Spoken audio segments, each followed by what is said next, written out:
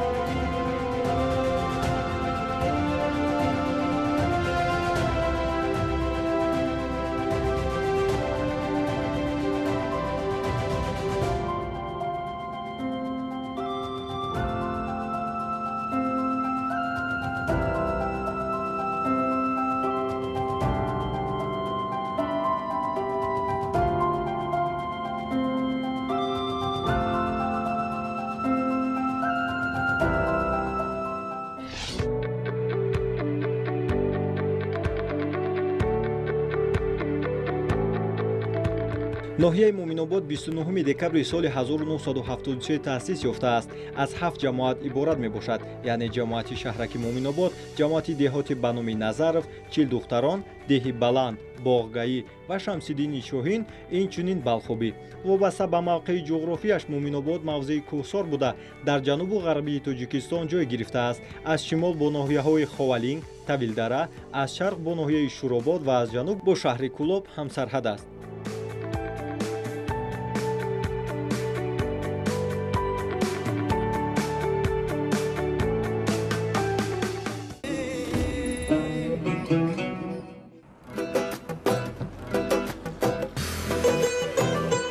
хуб бинандагони гиромӣ, акнун расидем ба ноҳияи Муъминобод ва айни ҳол мо дар маркази ноҳияи Муъминобод қарор дорем.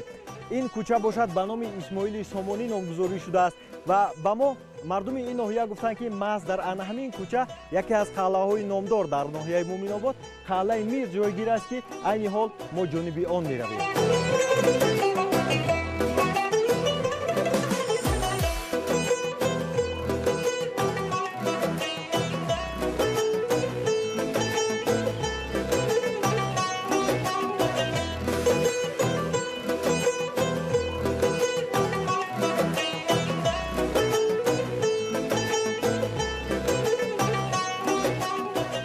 қалъаи Мир ёдгории асрҳои 34 буда, асри гузашта аз ҷониби бостоншиносон Эркинои Ғуломова ва Музаффар Азизов дар ин ёдгории беназир корҳои кофтуковӣ шурӯъ шуда буданд, вале бо сабабҳои номаълум ин корҳо то бо охир ба анҷом расонида нашуданд. дар ҳолати давом додани корҳои кофтуковӣ мумкин аст ки бисёр чизҳои ноёби таърихӣ ёфт шавад ва бозёфтҳои нави ин мавзеъ метавонад диққати сайёҳони дохилию хориҷиро бештар ҷалб созад. коҳишҳои то ба имрӯз гузаронида шуда аз он бозёфтҳое ки то ҳол ёфт шуданд аллакай диққати таърихдонҳоро ба худ ҷалб кардааст. ҳамин аст ки бо мақсади амиқтару дақиқтар намудани таърихи ноҳияи Муъминобод дар ин макон корҳои сохтмонӣ рафта истодааст. ҳоло мо дар назди қалъаи Мир ҳузур дорем. ин қалъа ба асрҳои 10-11 рост меояд ки ин қалъада Мири ҳамон вақтаи ҳамин қалъа Мир Саид Ҷалолиддини Галдаста буд ва дар ин ҷо ҳукмронӣ мекард. дар ҷои Мир ҳамин ҷа буд ки якчанд қалъа ки дар назди ҳамин ноҳия буд, барои ҳамин ҷа ҳукмронӣ мекард.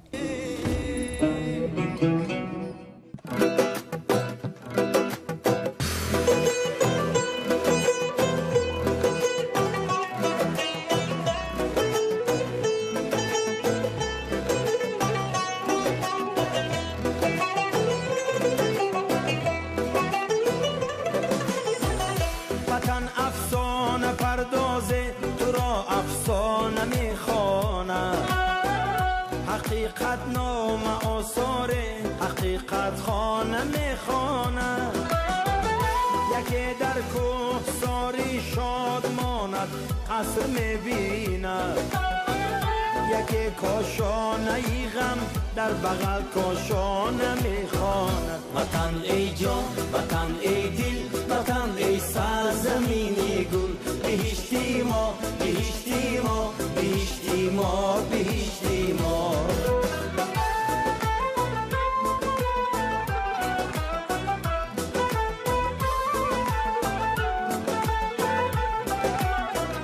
бинандагони гиромӣ, чуноне ки огоҳ гаштем, дар ноҳияи Муъминобод айни ҳол осорхона нест, чун дар он қисмат корҳои сохтмонӣ рафта истодааст, вале дар қисмати дигари ин ноҳия осорхонае бо номи Соҳиб Табаров мавҷуд аст, ки дар он ҷо ҳарфиётҳое ки аз тамоми гӯшаву канори ноҳия ёфт шуданд нигоҳ дошта мешавад. салому алейкум.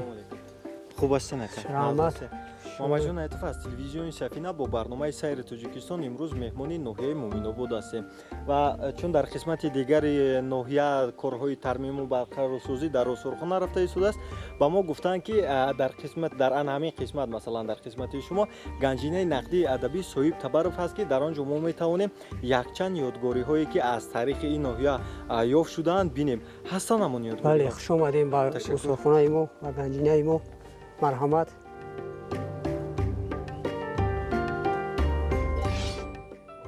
хеле ки мебинед, дар ганҷинаи мо зиёда аз 8000 нусха китобҳои бадиу илмӣ забони тоҷикии худ ва хориҷ ҳам дар инҷа ҷамъу гирд оварда шудаанд, ки дар тӯли ҳаёташ худи устод Соҳиб Табаров ҷамъовардарӣ карда шуда буд.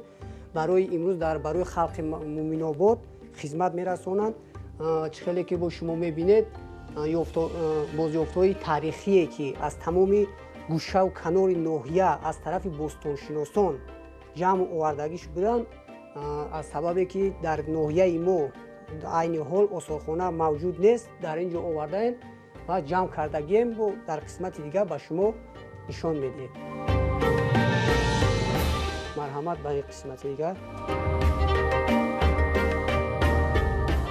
дар ин қисмати утоқи мудир хеле ки мебинед, худи дастхатҳои устод Соҳиб Табаров ки зиёда аз 800 мақолаву асару ки навишта дар тӯли ҳаёташ дар ин ҷо овардагием. як қисмаш дар ин ҷо, баъд дар ин қисм як гӯшаи асарҳои асосгузори сулҳу ваҳдати миллӣ, пешвои миллат ва расмҳои суҳбату вохӯриҳои худи устод бо шогирдону дӯстону рафиқонаш.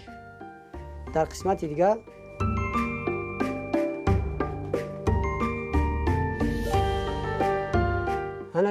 хеле ки ба шумо маълум шуд, дар ин қисмат ҳам як қисми китобҳо, дастхатҳои худи устод Соҳиб Табаров дар солҳои 40 сар карда ва хеле ки маълумест, зиёда аз 100 намуди бозёфтҳои таърихӣ дар ин ганҷина ҷамъ оварда шудагианд.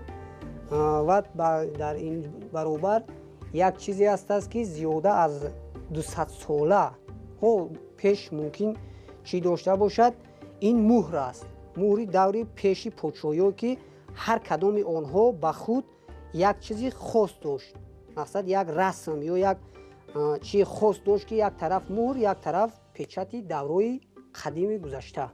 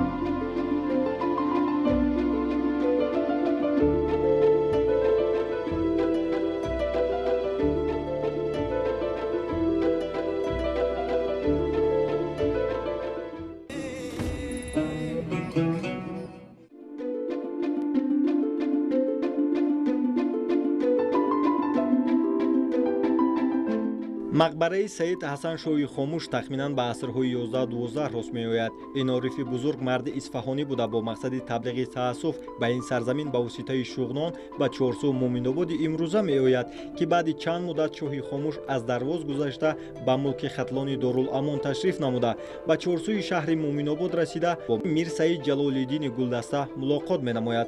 бо ҳамин тариқ Саид ҳасан шоҳи хомӯш сокини дараи Туркияи Хатлон, ки ҳоло номи Лангарро ба худ гирифтааст, мегардад ва дар ин ҷо сукунат намуда вафот мекунад.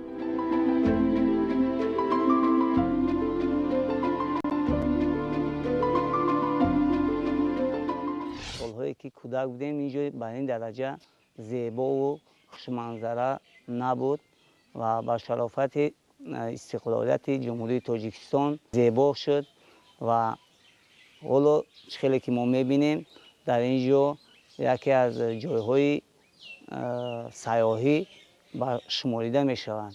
Ҳамарӯза сайёҳон ба ин ҷо аз худи дохили кишвар ва хориҷи кишвар меоянд. чӣ хеле ки мебинед дар ин ҷо яке аз мақбара шоҳи хомӯш ки ҳоло побарҷо аст ва таърихи ин деҳаро нишон медиҳад. шоҳи хомӯш аслан дар шаҳри Исфаҳон соли 1607 таваллуд мешавад ва бо мурури замон барои давраи худро аз худ мекунад ва яке аз шахсони тариқат мебошад ва бо сайру сайёҳати худ ба ин ҷо меояд ва дар мулки деҳаи Лангар ҷо мегирад. дар ин ҷо ҷо мегирад ва худи ҳамин деҳа аз ҳамон вақт Лангар номида мешавад ки ва инчунин ноҳияи Мумнободро муаррифгар мешавад. ва дар ин ҷо мақбараи Домулоикрам, шоҳи хомӯш, кӯҳи Эмоми Маскара, хуҷаи шоҳи Валӣ яке аз ҷойҳои таърихӣ мебошанд ва ба ин ҷо сайёҳони хориҷӣ ва дохилӣ доим барои сайру сайёҳат меоянд.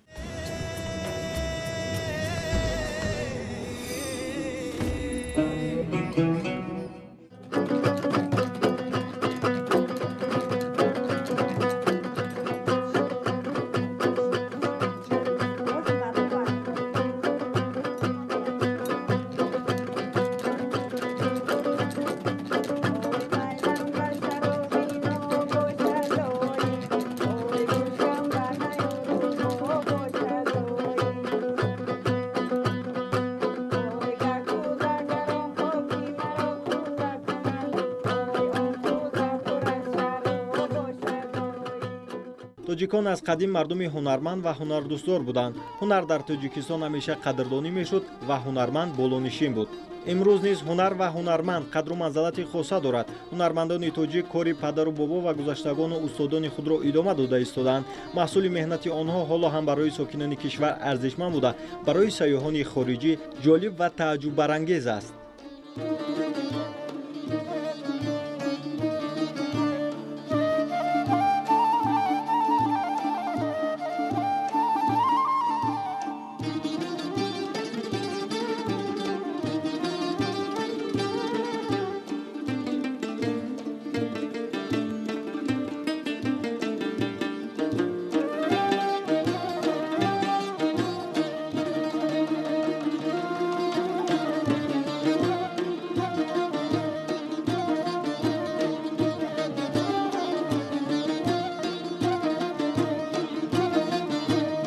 имрӯз ҳам дар Тоҷикистон кӯчаву маҳалҳои зиёдеро пайдо кардан мумкин аст, ки ба номи ҳунарманду ҳунармандӣ вобаста аст.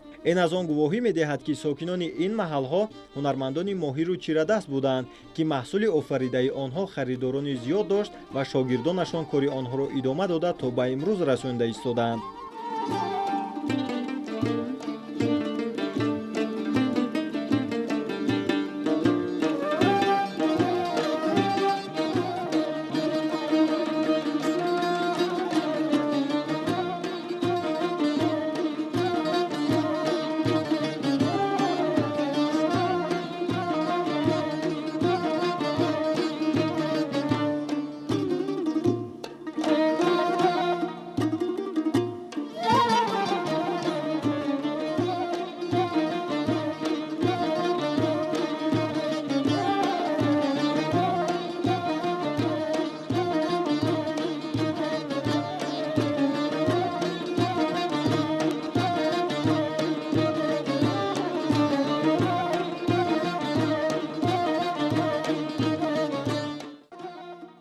ва аз ин ҷо номи маҳалҳову кӯчаҳои ба мисли оҳангарон, чармгарон, чакандузон, сӯзангарон ва даҳҳову садҳои дигар пайдо шудаанд. дар ноҳияи Муъминобод низ занони хонашин аз поёми мисолаи пешвои миллат рӯҳу илҳоми тоза гирифта баҳри саҳм гузоштан дар соҳаи туризми мамлакат ба корҳои дузандагии чакан машғуланд.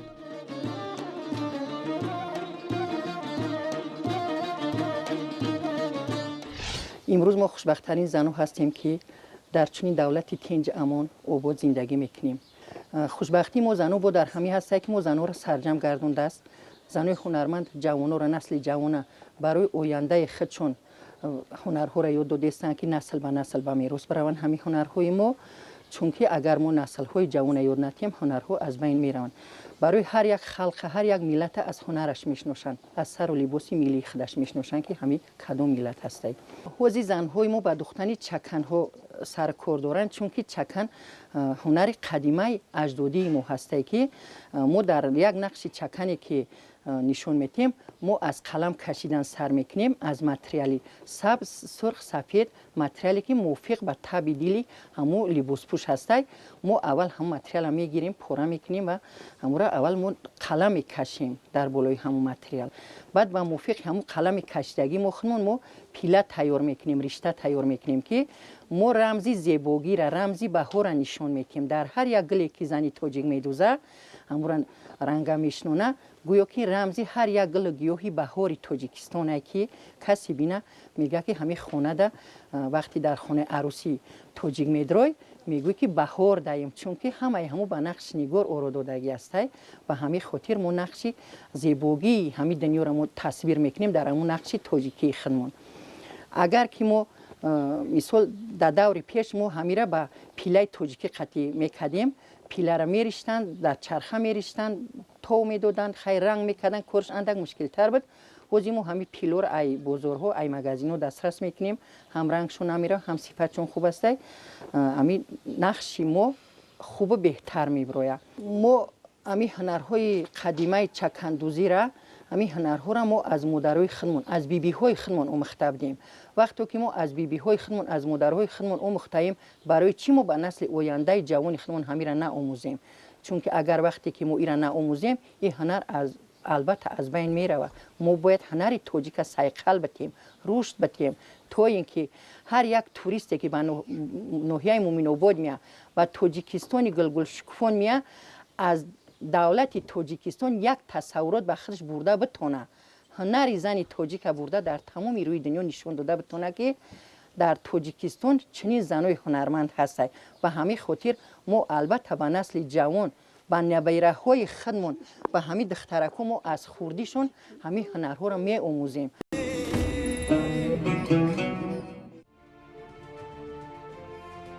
иқлими ноҳияи Муъминобод континенталӣ буда, тобистон то 39 дараҷа гарм ва зимистон то 15 дараҷа хунук мешавад. инчунин ноҳия аз сатҳи баҳр дар баландии 1400-1800 метр ҷойгир аст. дар ноҳия ду дарёи калон арзи вуҷуд доранд: дарёи Сурхак ва дарёи Ёхсу. дарёи Сурхак ва Ёхсу аз пирях, барфҳо ва оби борон сарчашма гирифта ба водиҳо ҷорӣ мешавад. як қисми дарёи Сурхак ба воситаи канали Қулулу обанбори машҳури Муъминободро бо об пур мекунад.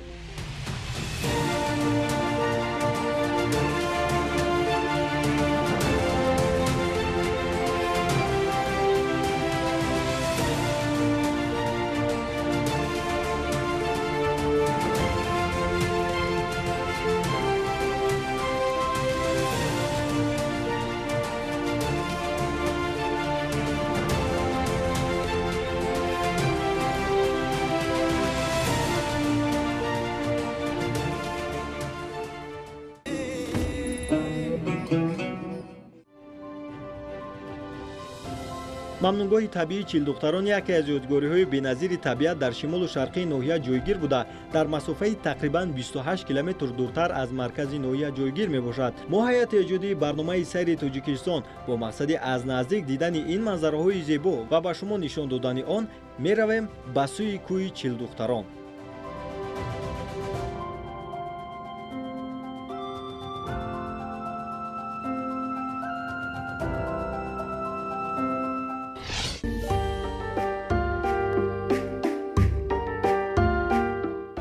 дар сарчашмаҳои тарихӣ вобаста ба кӯҳи чилдухтарон асосан чизҳои амиқ нест, вале аз даҳон ба даҳон шифоҳӣ мардумон инро ривоят мекунанд, ки чил ҷавондухтари тиракашу шамширзан барои ҳифзи номуси худу диёр ҷасурона муқобили лашкари ғосиб мубориза мебаранд. аз куштаи ин лашкар пушта месозанд ва то вопаси нафас замоне ки муқовиматро дар қиболи лашкари муру малахмонанд аз даст медиҳанд, ба худ иҷозаи таслим шуданро намедиҳанд. бо шамшери шикаста ва халтаҳои холӣ аз тир ба кӯҳистон ақибнишинӣ мекунанд. наздик аст ки онҳоро зинда асир бигиранд, аммо ин ҷавондухтарони покдомани ғаюр дасти дуо мебардоранд то онҳоро ба санг мубаддал гардонад ва ба дасти таҷовузгарон нафтанд. дуои онҳо мустаҷоб мегардад ва чил духтар дар ҷамъ ба кӯҳи сангин бадал мегарданд.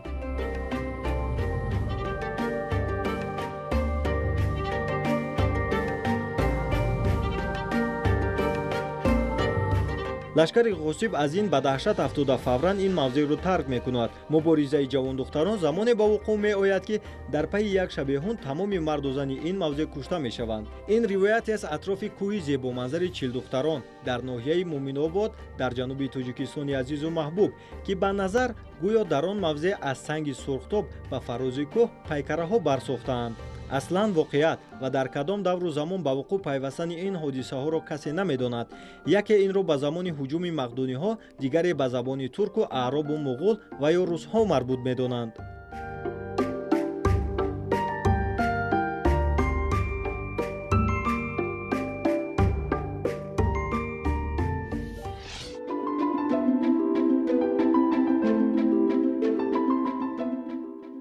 аслан табиати ин макон барои рушди соҳаи сайёҳӣ ва ҷалби сайёҳони дохилӣ ва хориҷӣ бисёр ҳам мусоид аст. бинандагони гиромӣ, ин буд сайри имрӯзаи мо дар ноҳияи зебоманзари муминобод. умедворем ки бо дидани ин манзараҳои зебо ва таърихӣ ҳатман ба дидани ин мавзеъ азми сафар мекунед. боқӣ сарбаланду хонаобод бошед ва дар ин сол аз манзараҳои дилкаши ватани маҳбубомон ҳатман дида намоед.